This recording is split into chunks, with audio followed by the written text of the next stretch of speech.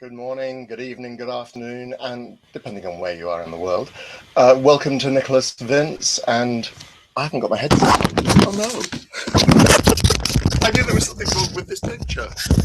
There we go. Right, hoping now that you can hear me.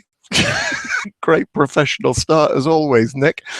Good morning, good evening, good afternoon, and welcome to Nicholas Vince and chattering with Nicholas Vince about the thing original versus remake. I've lost it entirely. I'm only 30 seconds in. I'm going to be inviting a couple of people in a few moments. I will start sending out invitations to Don, Damon, Kelly. Really sorry to hear that you're feeling unwell. Jonathan Hughes, I shall be inviting you in as well. If you are watching and you would like to join me live, then please just post a comment on either YouTube or on Google. Craig will be checking that out and making sure that I do know about those comments. And if you just want to comment on the conversation and share your thoughts via those, I will be able to share those via the screen as well. So anyway, so hopefully, I can't believe I forgot to put my headset on. Anyway, as I say, I'll start inviting people in a few moments. Before I do, I just wanted to update you with some couple of pieces of information. Firstly, Bolton Comic Con on Saturday, the 5th of September. I shall be there with some other fine guests. Looking forward to traveling up to Bolton and hopefully meeting a few folks, so please pass that around. That's Bolton in the United Kingdom, by the way, just so everybody is clear. I'm going to be off probably until September now. The reason being that I'm actually working on 3 films at the moment. I've got filming scheduled over the next 6 weeks, one of which is just to be confirmed. But I won't be going away entirely. One of the things I'm going to do is to set up a new Facebook group for those of you who are interested in chattering with Nicholas Vince. And I'll invite you, and please come and join it, and I'll put it on my timeline and start inviting people to join the group, just so you can share ideas for future guests and comments and so on. And the other thing I'm going to be asking you to do is to suggest short horror films. What I'd like to do is to start curating short horror films. I'd been thinking about this and then came across Blair Bathory and her Fear House. It won't be as well produced as Blair's show, which I do thoroughly recommend. One day I may become that kind of horror host. Well, not in a dress. No, seriously, not in a dress. But we will be. Yeah, so the aim is that I want to get as many, get as large a viewership for short horror films as well as possible, because there's an awful lot of really, really good stuff out there. So yes, I definitely want to get and that'll be happening fairly soon as well.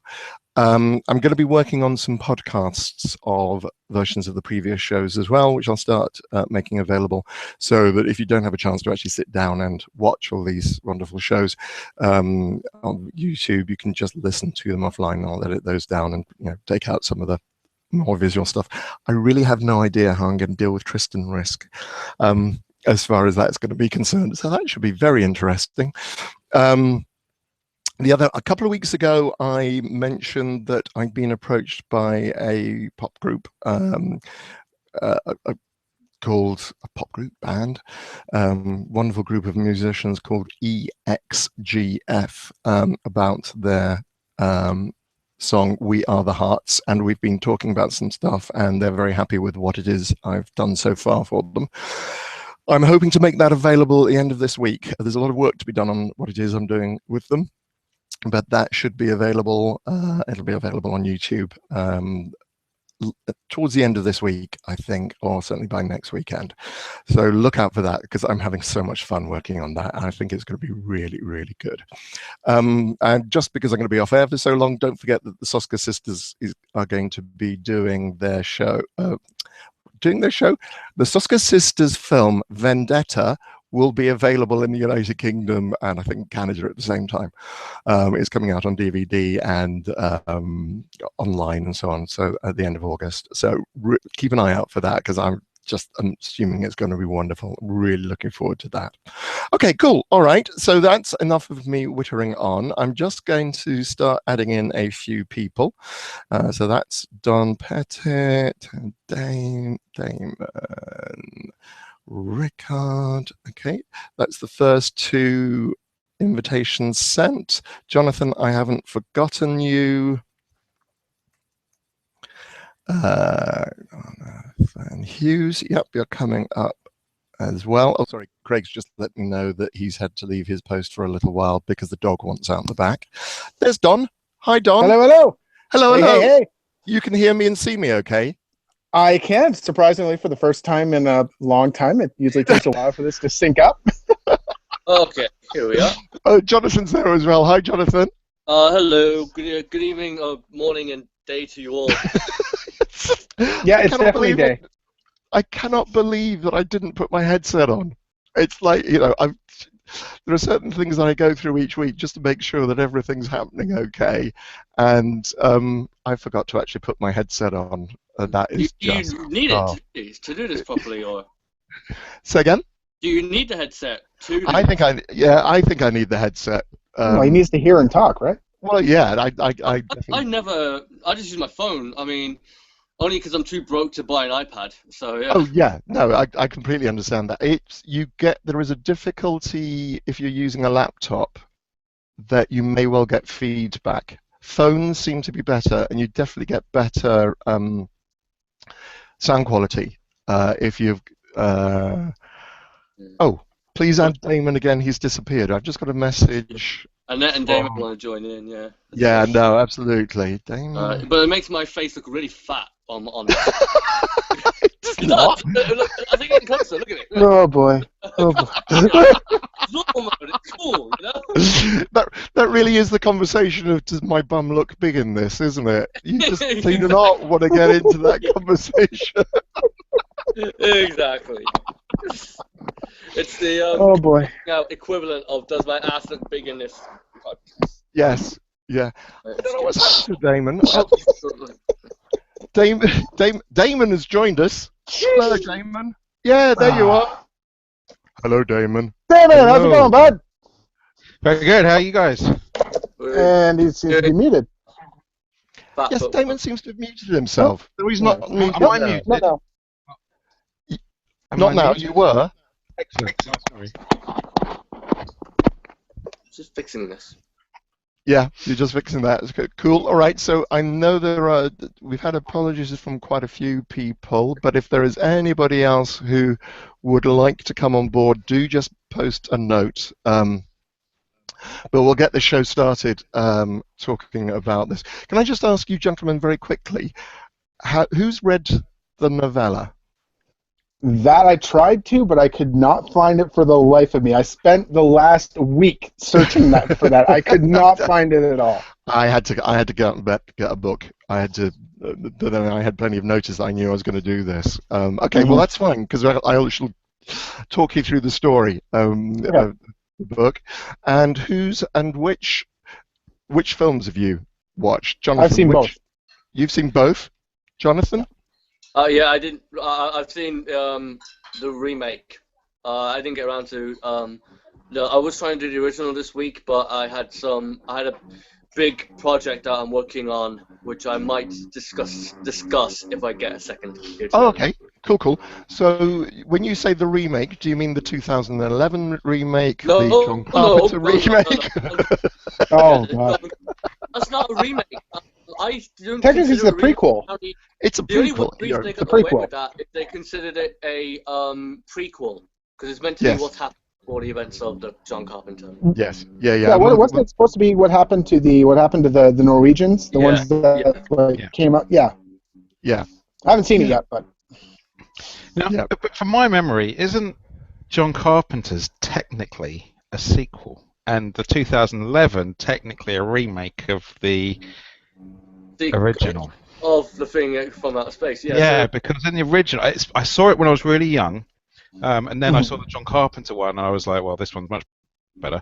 But I remember that that the discovery of the thing was in the black and white, and in the John Carpenter one, it's already attacked a unit. See, that was part of. Sorry, Don. No, I was going to say that's part of kind of what makes this one interesting, because this John Carpenter's version, it's not even really a remake. It's more or less of it's a film based on the story from the first one, because it really the way the thing comes across, the way they find it, it's none of it really even ties into the original. Yeah, so the interest, I think the interest. So just to clarify slightly, and we're just waiting for Nat Bramer, who's Nat has just joined us as well. Hi, Nat. Hello. Hi. We're just discussing. Hey. So I was just going to very briefly talk about this. That incidentally, the whole of the story is not. It's a novella. It's about 70 odd pages at the beginning of this particular collection. The interesting thing is, okay, so the original novella is set in the Antarctic. They find the spaceship in ice, which they reckon is 20 million years old. During the discovery, they manage to blow up the spaceship, but they do manage to rescue a thing which has got out of the spaceship when it crashed, and they've figured that up in the ice. They take that into the place where they're staying, which is buried underground, because it's so cold, and so all the buildings are actually underground rather than on the surface in the original story. And then it is pretty much like the John Carpenter film in terms of the character names. The basic plot, the idea that they find something, the monster they find is about 4 foot tall with 3 red eyes and blue worm-like skin. When I say worm, the skin is covered in worms, in blue worms, and there's long conversations about whether or not it's evil, and so on. And there is a whole discussion as to whether they should thaw it, whether it's going to it's going to infect them because of microbes, etc. It's a really good read, and it's a very good tense read as well. So there's some really tense moments in it. So that's the first one. Then the Thing from Another World, which is the black and white version produced by Howard Hawks, really doesn't have much to do with the original story, apart from the title and the fact of finding the spaceship and blowing it up. Because A, it's set in Alaska, not in Antarctica. You introduce the great thing. The great thing about the story is it's a whole load of scientists with different skill sets. They're all men, and in the Howard Hawks version, of course, you've got a woman. You've got a couple of women. I was going to say that there was the reception, like not the receptionist, but the woman that was like taking down all the doctor's notes and stuff in the original. Yes, yeah, absolutely. Yes, in the 1953 version, the black and white version, there's that, and there's obviously a big romance thing going on in there with the Army, Air Force. It's not quite clear if they're Army or Air Force. They seem to change during the course of the film as to whether or not they're Army or Air Force, and you introduce a reporter character who's wanting to get the story, etc. And basically, in that one, the monster is like a Frankenstein. It's a vampire that it's a big, tall monster creature who feeds on blood. Yeah. And there is a kind of discussion about whether or not they should have this. But yeah, so that's the original story. That's the black and white version. Sorry. Apparently, I don't know how true it is, but apparently John Carpenter's one originally had a female cast member, but she got pregnant, and the 80s as it was back then, they felt that it would be safer then to recast her character as a male. I did hear that. I did read that. That's interesting. It wasn't a cast member as far as I'm aware. It's mentioned during the commentary, and I thought she was a script person or somebody. You're absolutely right. There was a film because basically they filmed part of it up in Alaska. They filmed the helicopter and the dog up in Alaska. This is the John Carpenter version. Mm-hmm. Then they shot the externals up in British Columbia, and that took 3 weeks. And then they were in Los Angeles in 120 degrees, over 102 degrees in Los Angeles. and then they had to have a chilled set to make sure that everyone's breath frosted, and they also had pieces of dry ice around to try and keep it as well. Okay. But anyway, yeah. So that's kind of the background. That puts everything in context. And we'll come and talk. But sorry, and I've interrupted everybody now. Philip, what were your thoughts on this? Sorry, Nat. I'm saying Philip because I've just seen Philip's wanting an invitation. I mean, Nat, what's your thought on these? On all three? Whichever you start with, one of them. Whichever you prefer. Okay. I like Carpenter's version best, including both the novella and the 51 version as well. I actually thought that Carpenter's version surpassed the novella. In some ways, I thought it was respectful of the source material, but there were passages in the original that felt, I don't want to really say dated, but some of the stuff with the monster itself didn't really work as well. The characterization was great in Who Goes There, but I thought that Carpenter's version of the thing itself was best because it tapped into but updated the story to say, you know, this is just basically an animal that's trying to survive, and it's going to do whatever it needs to do to survive. Yeah, that's very interesting. What do other people think about? I know you probably haven't read the original story, but let's concentrate on Carpenter's version. What do you think the strengths are of Carpenter's versions?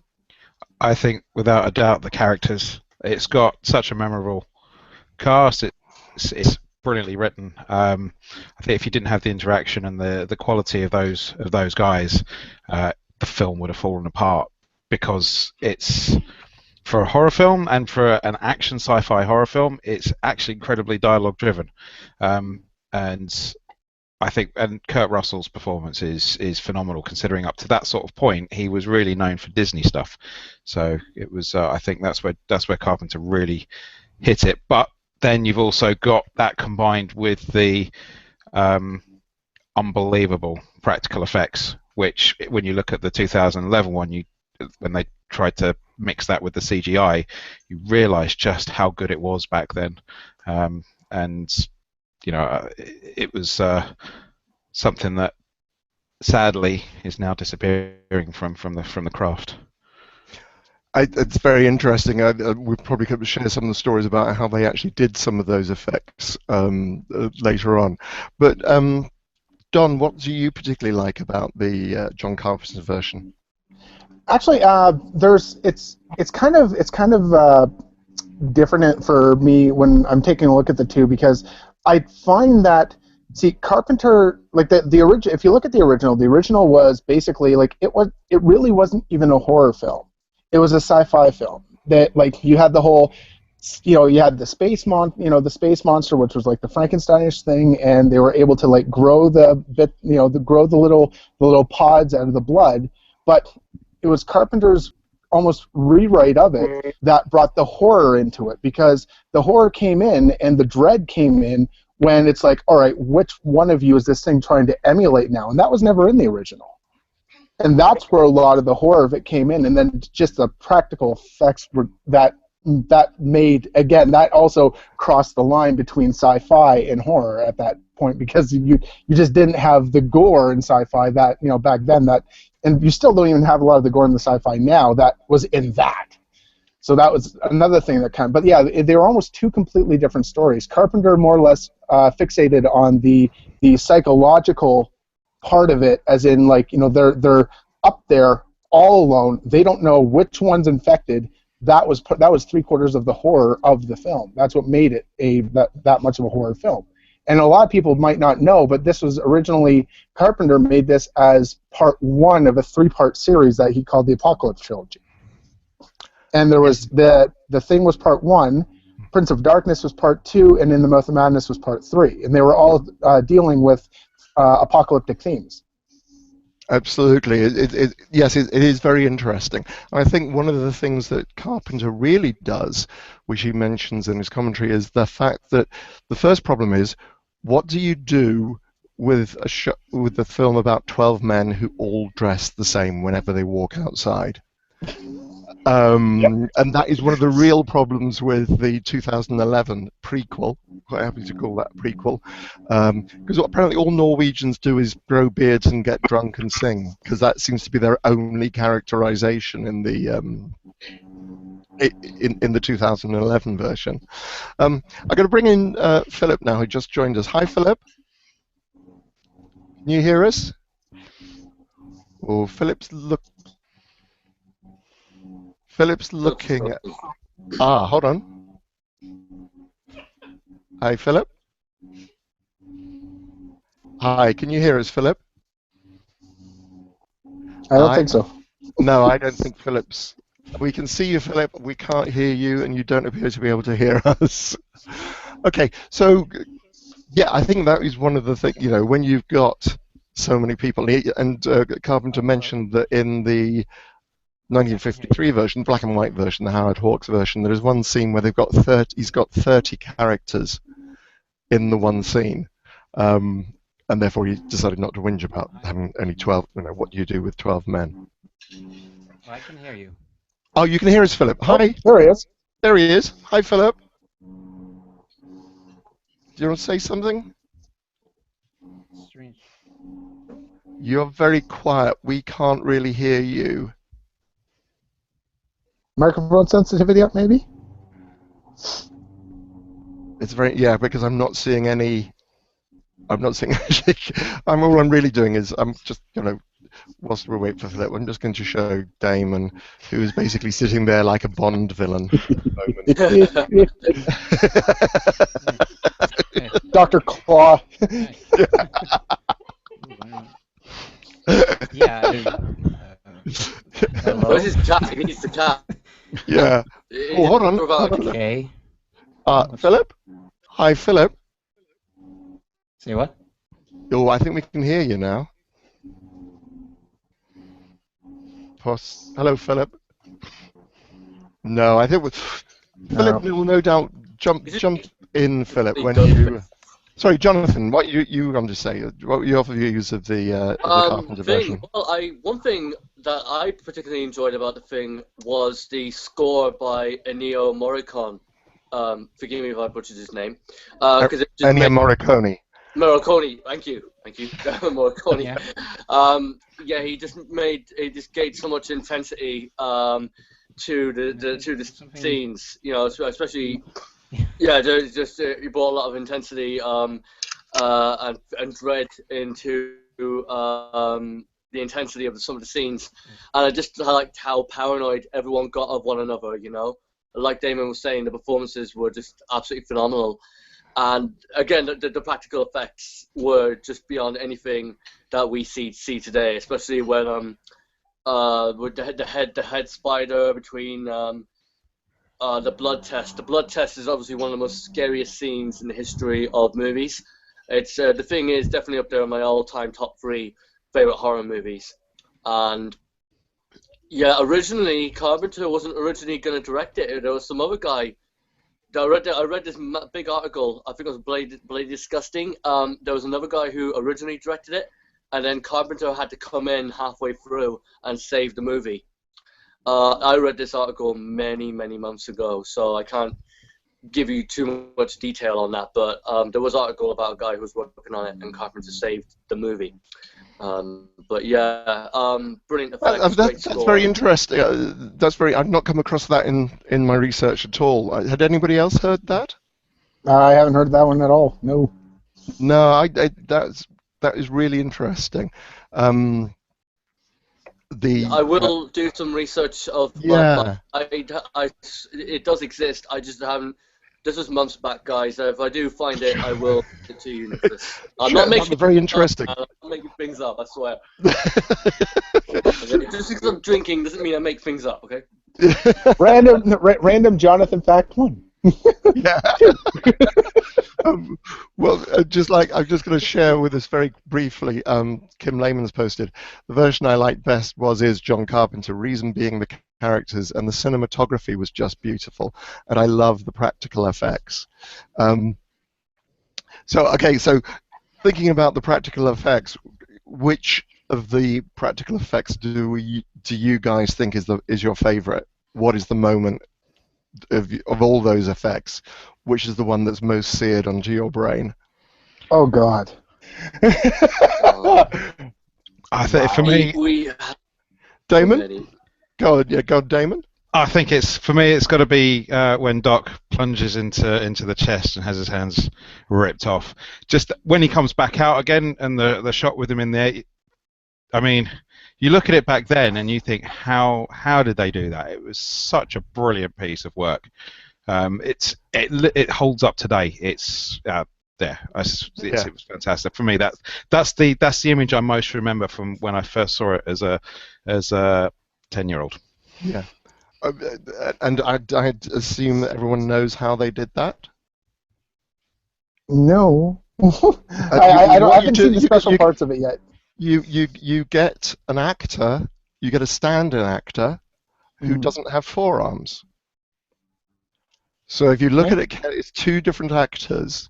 So Doc you see him put his hands in, and then once they're in the chest, they swap him for another actor who has no forearms. And they attach the arms in the chest to him. So with that pull back, and if you look at the shot, because there's a very brief shot of him pulling his arms away and looking, and it's a different actor. It's a stunt actor who had no forearms. And that's how they did that practical effect. Genius. Huh. That was wicked. Yeah, it's wicked. It's just, because it's just like, how on earth do you, well, that's how you do it. So, yes. Never thought of that. But it's for me. I like the. Go on, Jonathan. Sorry, the dog one was pretty intense too. The dog one was pretty intense too. That whole scene was just was freaky as hell, because the dogs all shitting themselves and they all get taken. And when that dog screams when you first see it, it's just, God, it's freaky as hell. When the face split open and you saw the thing come out from inside it, that for that scene for me was when you just literally saw it peel open like the eggs from the alien, just like that made that scene totally. But it's also the head with legs, doing that thing across, that thing, just like, and scuttling, it manages to combine the horror and one's natural fear of spiders, and people's, well, not mine, I'm cool with spiders, but, not anything that big. Is absolutely great. We're talking about the dog. Preparing for this, Carpenter said that one of the scenes that I think is really, really effective, less the special effects, is the dog coming down the corridor. Once the dog's got into the building, and there's this great shot of the dog appearing around the corner of the corridor, and it walks down the corridor, looks into one room, and then crosses back to the corridor and goes into the kitchen. And I was saying they were so amazed because it only took 5 takes. The dog never looked at the camera once, and he just let it go. It just, the trainer got it set up and knew what it was he wanted to do. And I just think, having worked with Bertie, taking Bertie for walks, that's just quite extraordinary to me that you've actually got, you can get a dog like that. Well, especially how trained it was when they originally put it in the kennel, how you had all the dogs kind of interacting. Just that one, they had it trained so well not to interact, not to be affected by any of the other animals, and it just laid down and it sat there looking straight forward. Barely moved, just sat there. And to have that disassociation, the training that must have gone into that animal is just absolutely, it's mind-boggling. Yeah, I hate to burst your bubble on this one, but that wasn't the real dog. That's... This is what happens when I don't see the special features. I have to say, I really recommend this version of The Thing just for the commentary with John Carpenter and Kurt Russell, because it's absolutely fascinating. Because he was saying that, others of you may know this already, basically that shot you've just described was a mannequin dog. And the reason why they use the mannequin and he's in darkness is because you can't get the fur to work. It looks unreal. When you're building the fur, that's the one thing that you really can't do. And sorry, just to interrupt myself, Philip. Yes, please. Philip's just asking if you should try signing out and inviting. If Philip, if you sign out, Philip's really struggling. He's not able. You can hear us apparently, but we definitely can't hear him. So Philip, if you'd like to disconnect yourself, and then I will invite you back in again, and we'll see if we can let's try that. Cool. All right, so that's an invitation. So hopefully Philip will be able to join us in a few moments.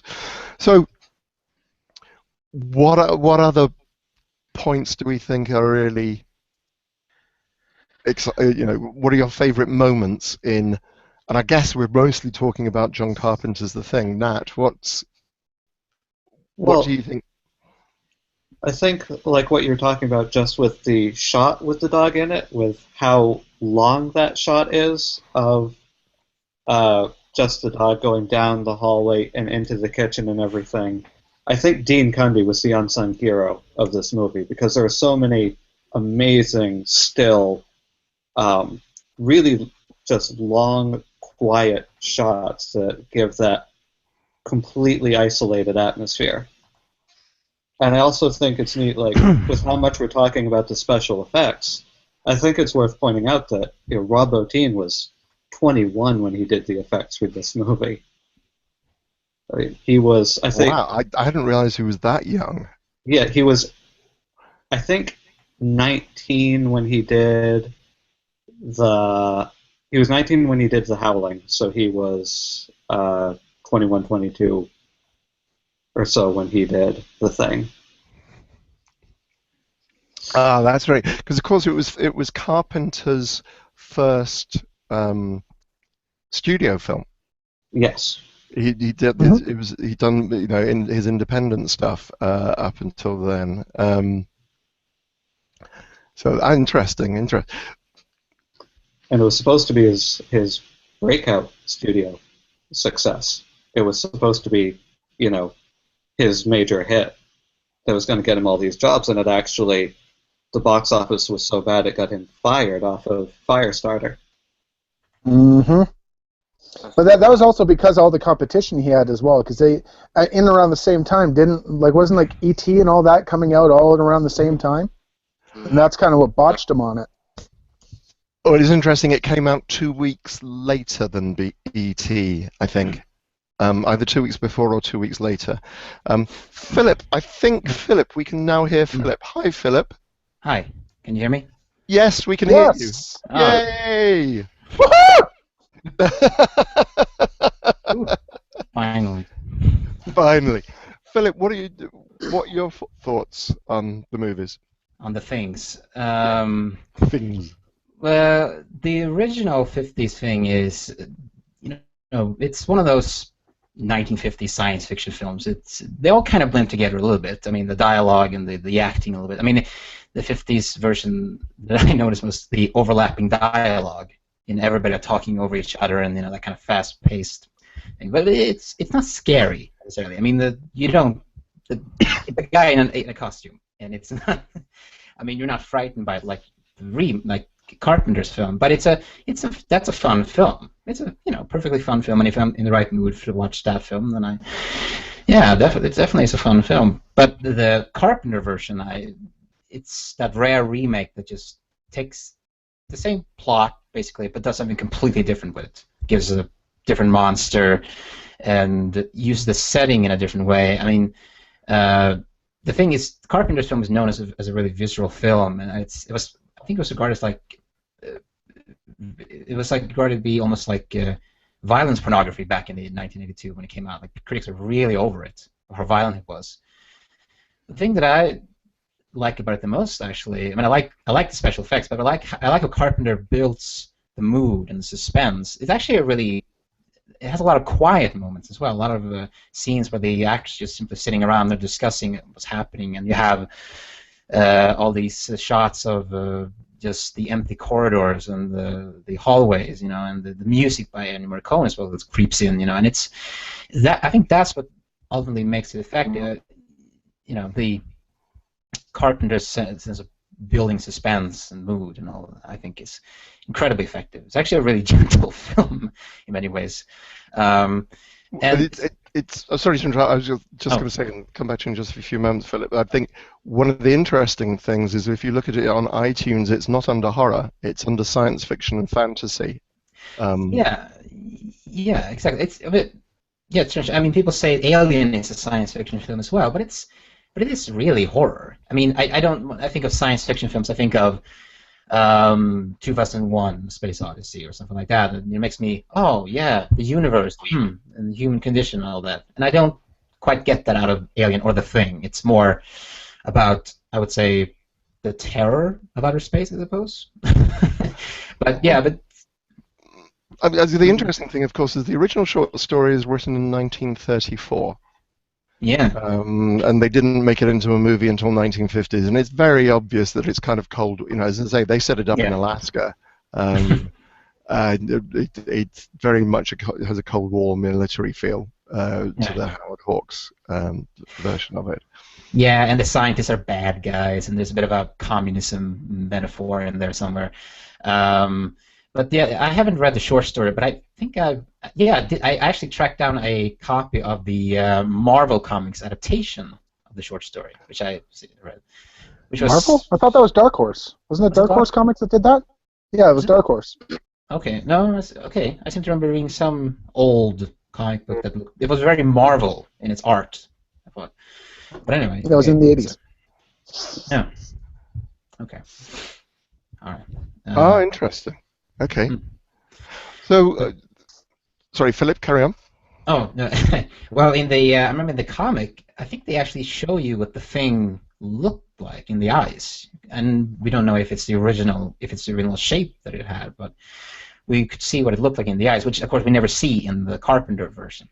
And what the Carpenter film does, which is that it's almost like a sequel to the original, because to the 50s film, because it's like they find the camp where the creature had attacked, which is sort of, if they find out that there was these Norwegians and they found the thing in the eyes, which is what happens in the 50s version. I mean, we see the Americans find the thing in the eyes. So it's sort of almost like a pseudo sequel, a spiritual sequel in some ways, let's say, which I thought was interesting.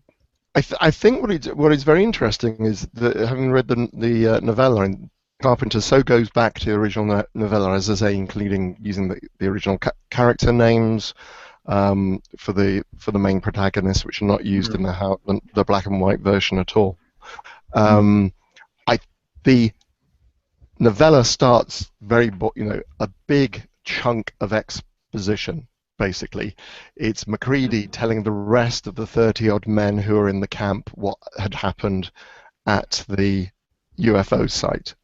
And I think this is why the Carpenter version and his scriptwriter, whose name entirely escapes me at the moment, it was Burt Lancaster's son who wrote The Thing, directed by Carpenter, actually. Oh, okay. Yeah. Lancaster something. I don't remember what his name is, but yeah. Yes. No, you're absolutely right. Yeah, and it's because you start with this wonderful Antarctic, actually Alaskan thing on the poor doggy running along in the snow. You feel sorry for the poor doggy, Yeah. particularly when the helicopter comes in and they start shooting at him and going, what the hell is going on in that first. Within that first minute, that first 30 seconds or so, you're entirely hooked. It's brilliant. As to why, and you've got it's a genius way of starting a movie and setting up, introducing your whole thing. You know as much as you need to know about this whole setup. It's visual storytelling. It's brilliant. I mean, it definitely gets you hooked. That's a great. I think most films, especially these days, forget how they can do that. I mean, start off the film with just something's happening and you don't really know, but you're hooked.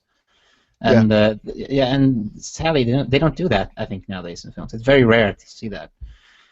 Maybe even back then they didn't really do that. But I'm just going to share something with one of our other viewers.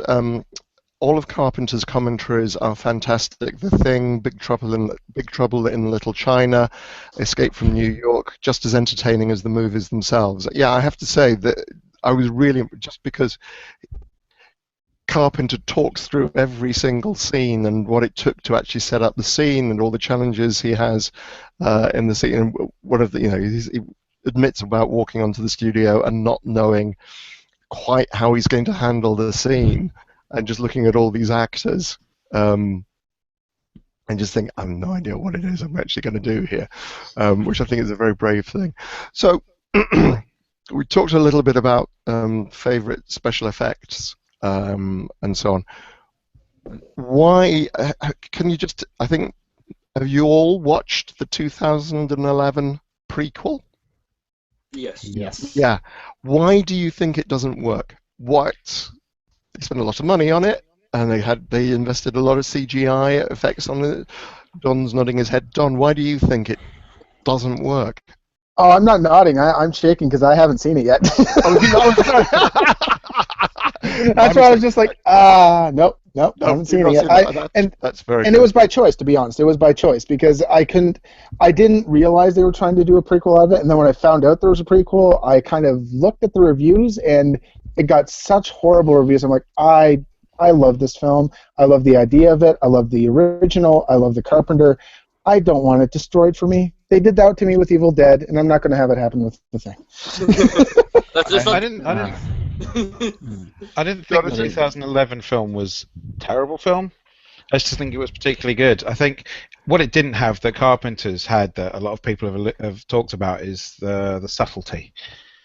John Carpenter had a lot of subtlety throughout his film and nice touches here and there. The 2011 one was, here we've got a ton of money, let's just throw it at the screen, do as much as we can, and it was going okay until the bit with the plane crash, when they started melding the types of effects together. They put the CGI in, and then it went to the big ending in the spacecraft. It just sort of lost its way after that and became very typical Hollywood film. And I mean, if you go back to the ending of Carpenter's and how they had a small bit of big bangs and stuff, but then you have the very, very subtle bit at the end with, and to me, I think that's where Macready's actually is the Thing and is passing it on to Childs, because if you watch him, he takes a drink from the bottle, passes it to Childs drinks, and Macready just lets out this little laugh, which I think is knowing, I've got you.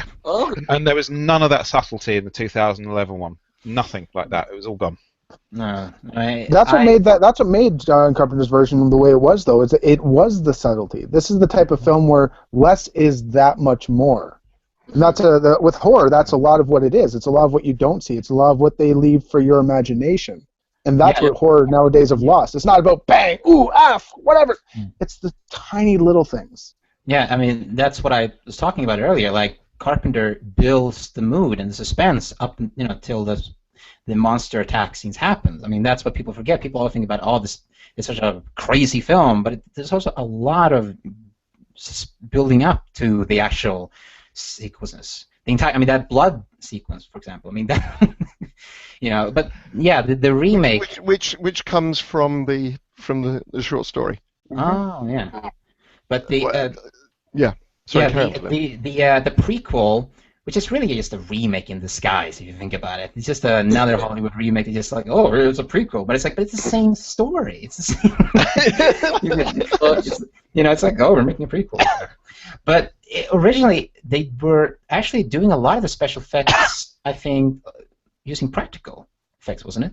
They actually added the CGI later, I believe. Yeah, they started off with practical, and I think you could see it was better when they were doing that. And then the moment that stands out for me was the bit in the plane when you just suddenly see this big CGI effect come in, and it stands out as being poor in comparison to some of the other bits that they were doing.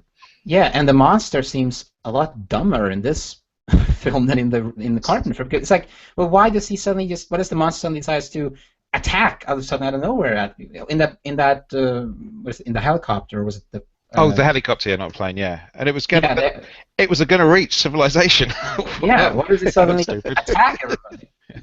Yeah, maybe it learned and got smarter in the Carpenter film. Oh, okay, I shouldn't do that. Well, I was just going to sort of bear with me for 2 seconds. I just want to share a comment that Ray Pendleton made. Hi, Ray. That the Thing plot is very close to At the Mountains of the Moon by H.P. Lovecraft. I love the movies because of this close relationship. And that's interesting because when I first saw The Thing, it was up at Edgelit in Derby a couple of years ago. It was when the first time I saw it on the big screen, because I didn't see when it came out. It was billed as being part of the Lovecraft canon rather than the than being John W. Carpenter. I'm not sure how much that holds true. I mean, Carpenter's novella is very much a science fiction novella of its time about the question of aliens and invasion and body takeover and so on. So, but I completely understand what you're saying, Ray, and respect the view. But I'm not completely convinced by that argument.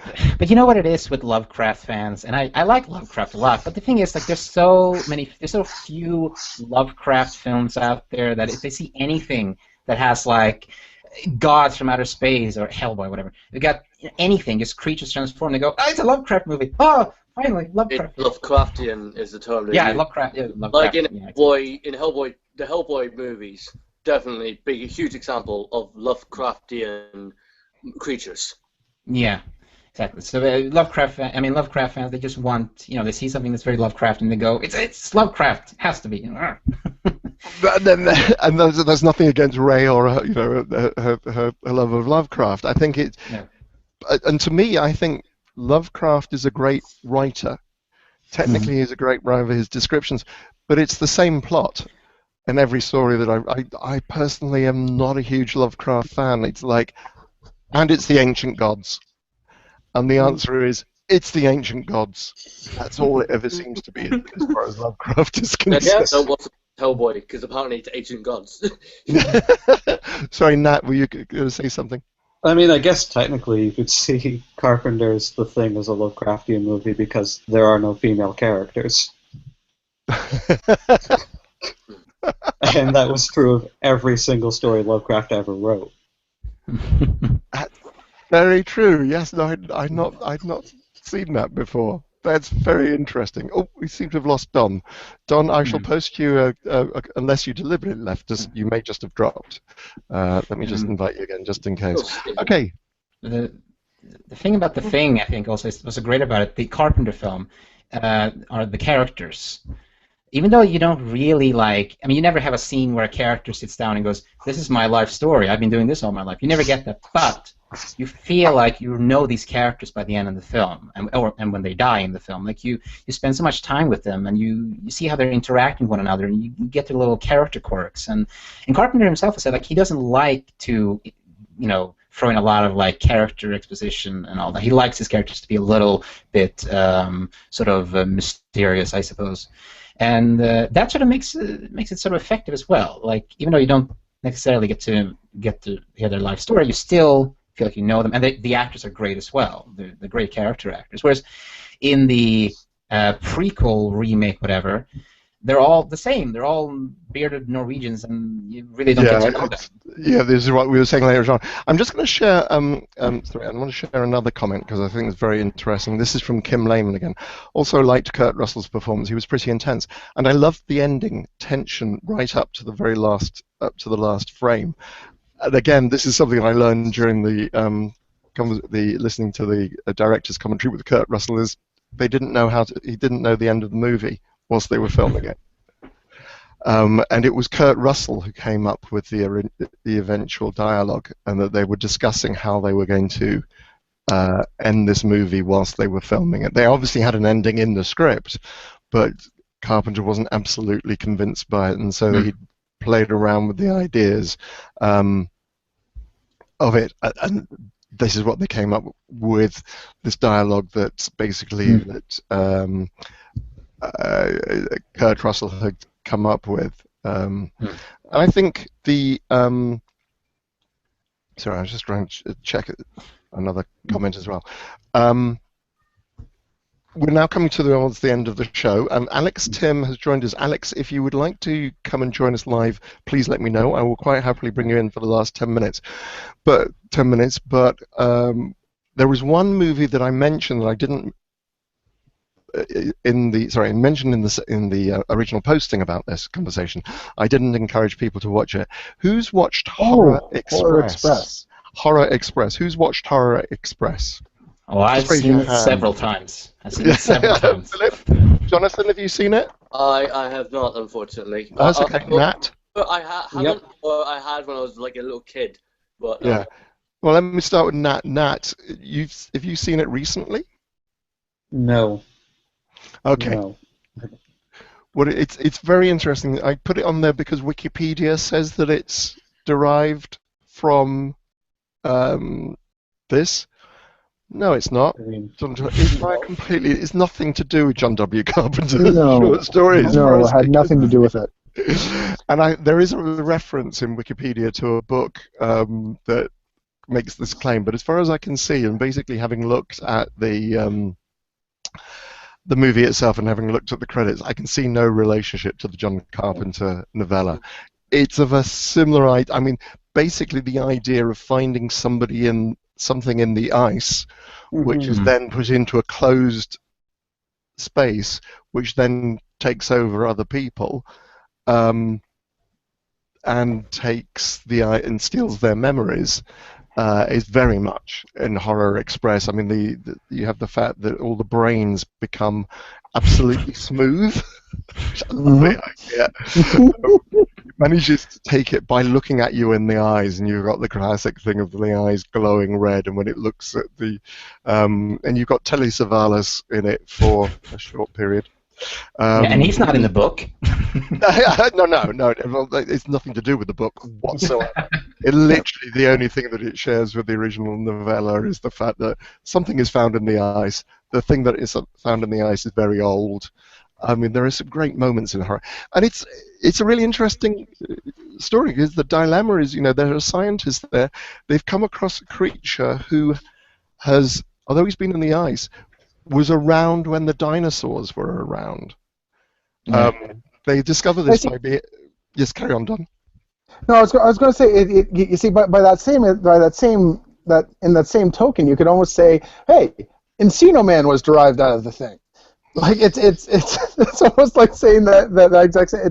It's so loosely based. I've never understood why they even as much as kind of like make that, like, even to be able to make that connection. It doesn't make any sense whatsoever. I want to see that version of Encino Man now.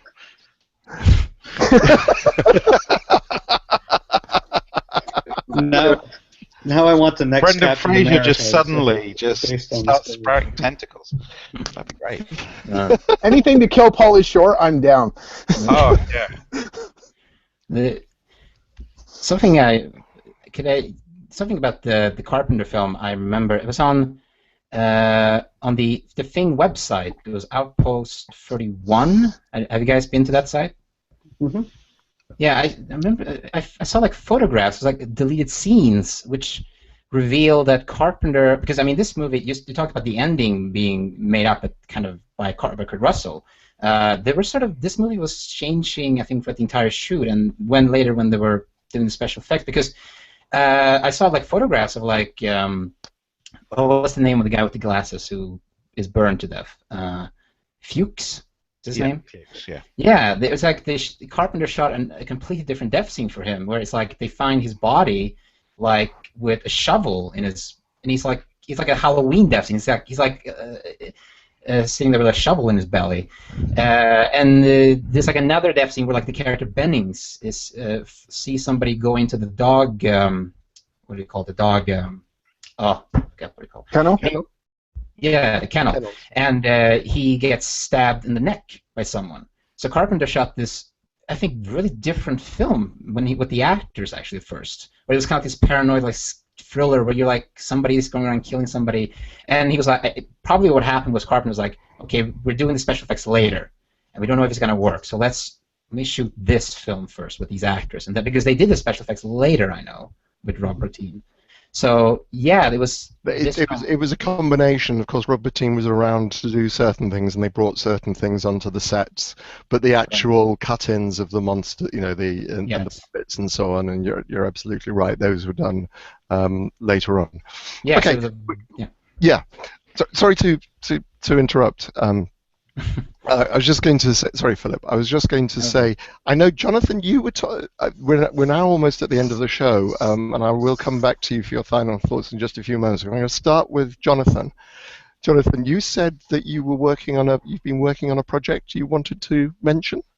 Well, yeah, why not? Basically, I was gonna go to Los Angeles for Screenfest and like sell everything I have and everything, and then Patricia Chica suggested that I make my own film festival and have my heroes come to me, and at the same time doing favors for them by getting their short movies out there on the open. Similar to what you were talking about at the beginning of the show, because you're starting to do short films now yourselves, Nicholas. You want to do short films with people. And that's what I want to do. And then I thought of Women in Horror Month, and I am trying to arrange a Women in Horror Month event in February, basically on Saturday, February 6th. And I'm going to talk, I've been in talks with a lot of people, and they're all very interested in it. In August, I'm going to have negotiation chats with a lot of people for like a venue and some events and ways that I can do this. And yeah, basically I'm going to try and run my own Women in Horror Month all-nighter somewhere in either London or Manchester, basically.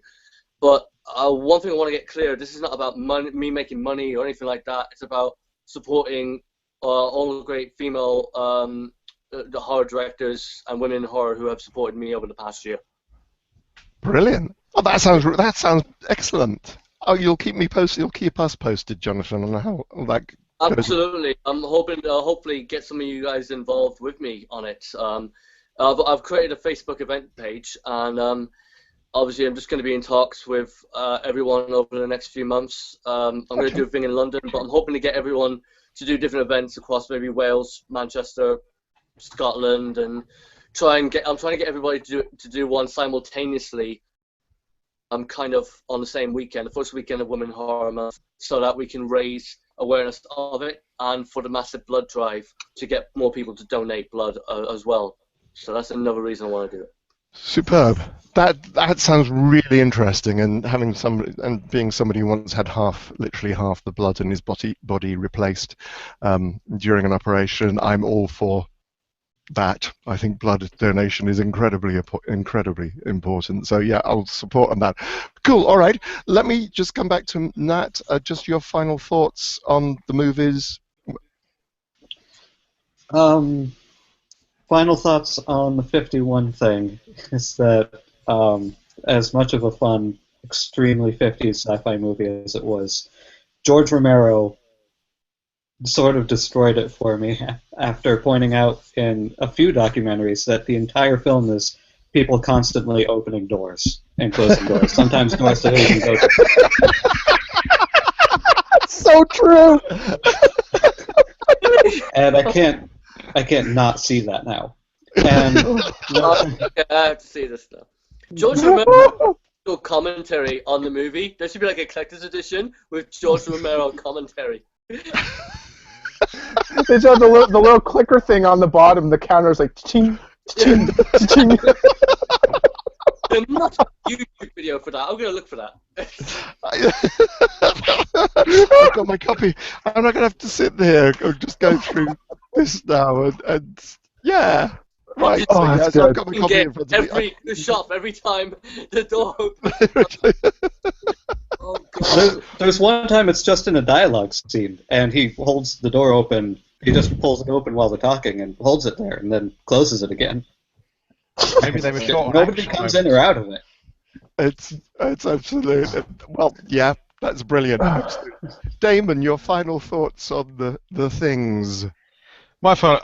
For me, black and white one. I saw it when I was really young. Left no real impression on me. Saw the Carpenter one afterwards. Stunned by it. The Thing was probably the film that got me into horror. And it's not only one of my favorite horror films. It's one of my favorite films, flat out. It's you know, it. John Carpenter created something that led the way. There's not a lot of films that do that. Up until then, horror films didn't really cross too many boundaries. They were set in certain ways of having to be horror. I think John Carpenter opened that floodgate to actually horror can be sci-fi, can be drama, can be thriller, can be comedy. You know, suddenly this life of, oh, hang on, we can do other stuff within horror here and still keep it for the horror fans. So yeah, it's a big film in terms of the way it shaped what I watch. Excellent. Thank you very much indeed. And Don? Hello. Hello. There was a point in time where it actually clicked out, and I had to disconnect and reconnect. I haven't had to do that yet before. That was interesting. No, that for me, I'd have to say my thoughts on all of it. The 51 version, again, was for me like it was a total sci-fi flick. There really wasn't much horror to it, especially even the way they ended it. You just at the end of it, you're just like, oh.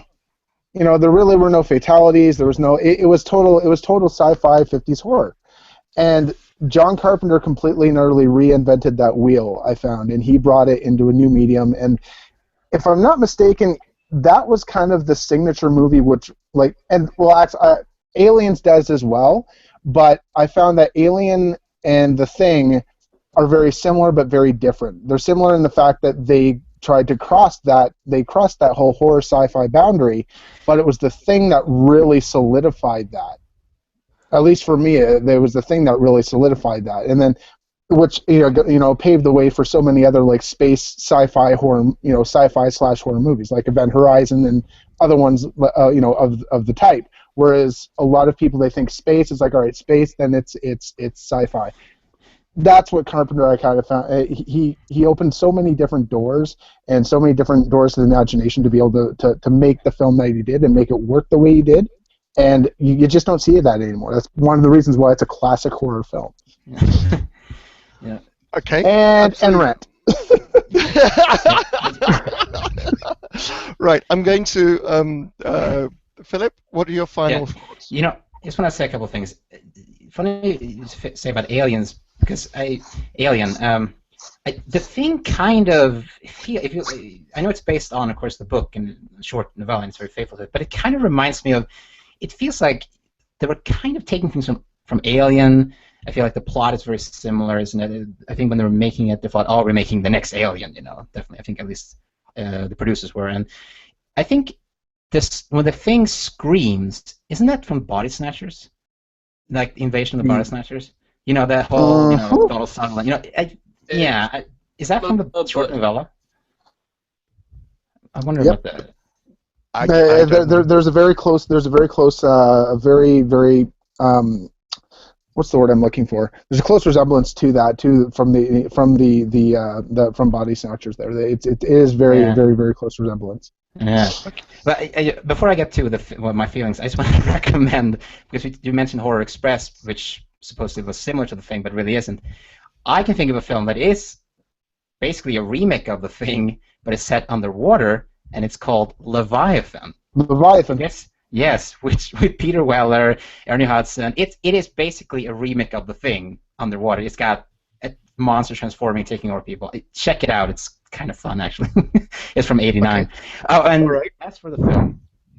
The 50th version, again, I thought it's a fun film. I mean, if you want to watch just a fun, old 50s science fiction film that doesn't it end with them saying, "Watch the skies" or something like that? I mean, that is the only scary part of the movie, and it is quite. It's beautifully built up, particularly as in the 1950s. But literally, those, the last moment of the movie is the only real chilly, scary part of the movie. Yes, watch it and avoid the colorized version, which is on YouTube. The Carpenter version is just. I saw it actually on the big screen last year at the Stockholm Film Institute, and it was a 35 millimeter print. And you know, when that belly opens up, when the doctor's about to give, you know, everybody in the cinema jumped up. It's still effective, I must say. It is. It's a really. I mean, the effects, which are from '82, they look stupendous today. They look terrific, and I mean, just and the visually, just the atmosphere and the characters. It's one of those films you can watch over and over again and get sucked in all the time by the. Brilliant. Excuse me. Sorry. I love it. I love it. I'm gonna. I'm going to wind down the show just because I'm choking apart from anything else. And the water isn't helping. But I just wanted to end with a comment from Dismal Cyanide. I absolutely love the way Carpenter does build the thrills over and over throughout this film, particularly in The Thing. The isolation of being in the Arctic cold area really adds to the creep factor that stays in your subconscious and haunts. I think this is one of the things from the original short story, is the fact that these guys are in the Antarctic and there is no way out. The radio just doesn't work as it does in the Carpenter version. You know, they can't raise anybody on the radio. They are trapped there basically, and there is this sense that they need to be there and to stay there and possibly will die there because the thing might get out and it'd be terrible if it took over the world. But I just wanted to thank everybody. Thank Damon, thank Don, thank Philip, thank Jonathan, thank Nat, and thank Dismal Cyanide and everybody else, and Kay and Kim and Ray and Alex who've been watching, and all the other viewers who've been joining and leaving comments on this. That's been fun, gentlemen. Thank you very much indeed. As I say, I will be back on air sometime in September. I'm going to be away doing some really interesting things, which I will keep you posted about. Look for the new group Chattering with Nicholas Vince on Facebook. You should get invitations over the next week, and come and join me. I'll be interested to hear about your short films, etc., and so I can start curating and getting these out there. All right then. So if you just like to wave and say goodbye, everybody, then people will be able to see you. Bye. Bye. Watch the skies. Watch the sky. Oh no! Bye. Commies from outer space.